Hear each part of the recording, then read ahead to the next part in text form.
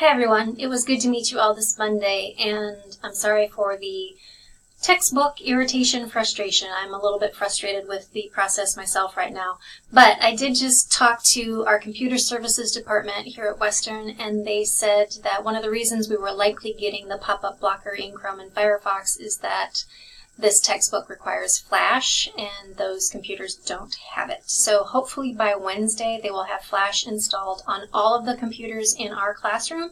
But if you are accessing the textbook from your home computer or laptop, you'll want to make sure that you have Flash enabled in order for you to get to some of that content. So that is one of the reasons why the pop-up was blocking your access to it. I did want to briefly walk you through what it will look like in case you weren't able to access the textbook.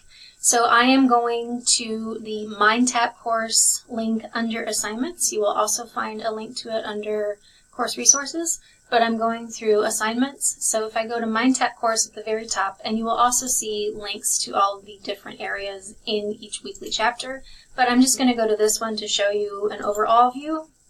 So when you get into MindTap, what I like to do is I like to look at everything that's coming up. So I see that I have 2 assignments coming up due on the 9th by 1 p.m., which is a little bit after our class starts. So Chapter 1 and Chapter 2 are both due on May 9th. Now remember, in order to read the material, you're going to go over here and you're going to click this book icon, so the full book, or you can simply click planning, that link, and it will show you the textbook. So you're going to read all of the information that is in here. You scroll through the pages using the left and right arrow keys. When you're done reading, you're going to close this little X box.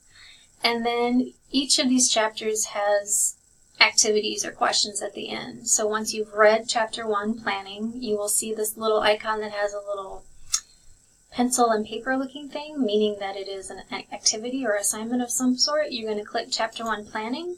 And if you have Flash enabled, this will pop up here.